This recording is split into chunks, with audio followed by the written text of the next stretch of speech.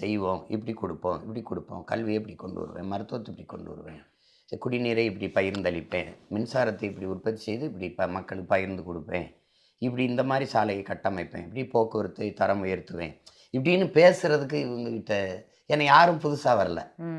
உங்களுக்கு புரியுது? ஆமாம், பேசுறதுக்கு இருக்குன்னா நானும் பேசணும், இல்லை தம்பி விஜய் பேசணும். நாங்கள் 2 பேரும் தான் அந்த பொறுப்புக்கு வராமல் இருக்கிறோம். அப்போ அந்த மாதிரி இருக்கும்போது இந்த காலம் வந்து எங்கள் பிள்ளைகள் கொஞ்சம் பயிற்சி எடுத்திருக்காங்க. அவங்களுக்கு தெரியும் நம்ம பிள்ளைங்க.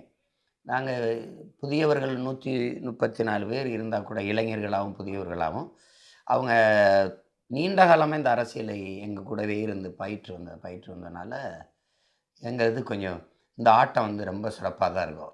ரொம்ப சிறப்பாக இருக்கும். நீங்கள் இப்போ உங்களுடைய அரசியல் செயல்பாடுகளில் தொடர்ச்சியாக மாநாடுகள் நடத்திட்டு வரீங்க. அதில் மலை, கடல், ஆடு மாடுன்னு நிறைய விஷயம், அதுவுமே ஒரு விமர்சன பொருளாக இருக்குது. சீமானுக்கு ஆடு மாடு தான் ஓட்டு போடணும் போல், அவர் வந்து ஆட்டோட பேசுகிறாரு, மாட்டோட பேசுகிறாரு, வரிசையாக மாநாடு போடுறாரு அப்படி. ஆமாம்ல, அது சிரிச்சுக்கிட்டேன் அந்த மாதிரி பேசுகிறவங்களுக்கு. உங்களுக்கு தெரியும் தங்கச்சி, இந்த உலகம்ங்கிறது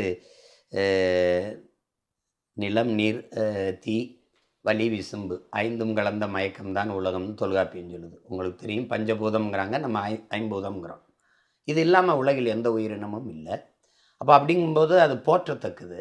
இந்த மாதிரி எள்ளி சிரிக்கக்கூடாது. அவங்களுக்கு தெரியல, அதனால் அவங்களுக்கு அந்த மாதிரி விமர்சிக்கிறதும் சேர்த்து தான் நம்ம அந்த மாநாடுகளை போட்டோம். மரத்துக்கு ஓட்டாக இருக்குன்னு இருக்கிறாங்க. மரத்துக்கிட்ட என் ஓட்டில் உயிர் இருக்குது, அது எனக்கு புரியுறதுனால நான் அதை பேசுகிறேன். இப்போ மாடுனா மாடு இல்லை, கால்நடை. ஆடுனா ஆடு இல்லை. அது மிகப்பெரிய செல்வம் எங்களுக்கு. அதை நடமாடும் வைப்பகம்ங்கிறான். ஒரு ஆடுனா அது 50,000. உங்களுக்கு புரியுதுன்னு நினைக்கிறேன். 60,000 70,000 நீ வங்கியில் போட்டு வச்சுருக்கடாங்கிறான்.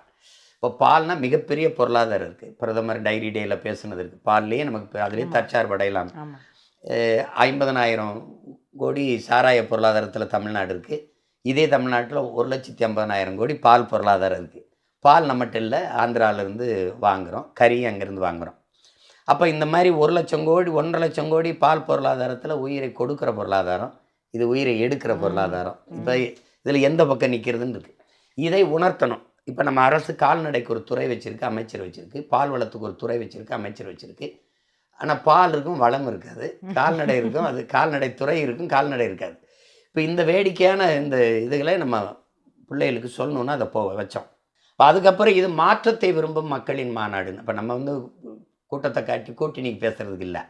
என் பிள்ளைகள் களத்துக்கு போகும்போது, எங்கள் தலைவர் கடைசியாக தாக்குதலுக்கு போனால் ஒரு விருந்து வச்சு சாப்பிட கொடுத்து அனுப்புகிற மாதிரி என் பிள்ளைகளை கூடி நாங்கள்லாம் ஒருத்தர் கைகுலுக்கி பார்த்து எல்லாம் உற்சாகமாக களத்தில் பாயிறதுக்காக தான் இந்த தேர்தல் அறிவிப்பை ஒட்டி இந்த மாநாட்டை நான் வச்சது காரணம் தான். மொத்தமாக நாங்கள் எல்லோரும் சேரும்போது இதுலேயே உங்கள் வேட்பாளர் அறிவிப்பும் இருக்கு மாதிரி இருந்துடும். அதுக்காக செய்கிறோம். அதனால தான் இந்த மாற்றத்தை விரும்பும் மாநாடு. மாற்றம் என்பது சொல் அல்ல, செயல். மாறுவோம், மாற்றுவோம். இது மாற்றத்திற்கான எளிய மக்களின் புரட்சின்னு ஒரு கோட்பாட்டை வைக்கிறோம். நாம் தமிழர் கட்சியின் மாநாடு அல்ல, நல்ல ஆட்சியை விரும்புகிற மக்களின் மாநாடு. அது வருகிற 21ஆம் தேதி திருச்சியில் நடக்குது. அதிலே எல்லா வேட்பாளரையும் நான் அறிவிச்சிருவேன். உங்களுடைய செயல்பாடுகள் கடந்த 6 மாதங்களாக என்ன ஒரு விமர்சனம்னா, இந்த எலெக்ஷனே நாம் தமிழர் வெர்சஸ் தமிழக வெற்றி கழகம் அப்படி கொண்டு போய் நிறுத்திட்டீங்களோ? இல்லை, அப்படி கிடையாது. அவங்களா ஒரு இதை சொல்லி விடுறாங்க. தங்கச்சி, இங்கே என்ன ஒரு ஒரு கொடும் போக்கு இருக்குது அப்படின்னா என்ன சொல்கிறேன். அது இப்போ நீங்கள் திமுகவை நீங்கள் எதிர்த்துட்டீங்க, இப்போ ஒரு ஐயா ஈவேராவுடைய கோட்பாடை எதிர்த்துட்டீங்க அப்படின்னா உடனே நீங்கள் வந்து அவங்க சங்கி, ஆர்எஸ்எஸ் கைக்கூலி, பிஜேபி பி டீமு, இந்த மாதிரி சொல்கிறதா. இந்த நம்ம எடுத்து வைக்கிற கருத்துக்கு அதுக்கு உரிய பதில் கருத்தை அல்லது தர்க்க கருத்தை, எதிர்கருத்தை எடுத்து வச்சு வாதிடுவது தான் நாகரிக அரசியல், நற்போக்கு. அதை விட்டுட்டு உடனே நீ வந்து அவன், நீ வந்து இவன், நீ அவனுடைய கூலி, இவனுடைய எடுபடி, அவனுடைய ஆள், இப்படி தள்ளிடுவாங்க. நீங்கள் ஆர்எஸ்எஸ் பிஜேபி எடுத்தீங்கன்னா அவர் இஸ்லாமிய கிறிஸ்துவ கைக்கூலி அப்படின்னு வந்துடும், மிஷினரி ஆள். உங்களுக்கு புரியுதுன்னு நினைக்கிறேன். இப்போ தம்பி விஜய் வந்து ஏதாவது கேள்வி கேட்டுட்டீங்க தமிழக வெற்றி கழகத்தைன்னா நம்ம திமுக கைக்கூலி, திமுக பி டீம் அப்படின்னா.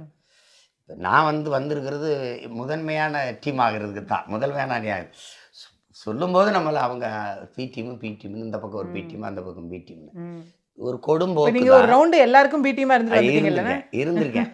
அப்ப நாம வந்து பி டீம்னா யாரோ ஒருத்தர் அந்த கோட்பாட்டுக்கு ஏ டீமா இருக்காங்க. உங்களுக்கு புரியுதா? கேள்வி கேட்டால் கேள்விக்கு பதில் சொல்லணும். இல்லைண்ணே, ஆனா கேள்வி வந்து நீங்க வந்து உங்களுடைய விமர்சனங்கள் மூலமா இப்போ தாவேக்காவை நீங்க அதிகமா விமர்சிக்கிறது மூலமா இந்த தேர்தல் போட்டியே வந்து உங்களுக்கு தாவேக்காதான்ற மாதிரி நீங்களே ஃபிக்ஸ் இல்லை பண்ணிட்டீங்களோ அப்படி அப்படின்னு.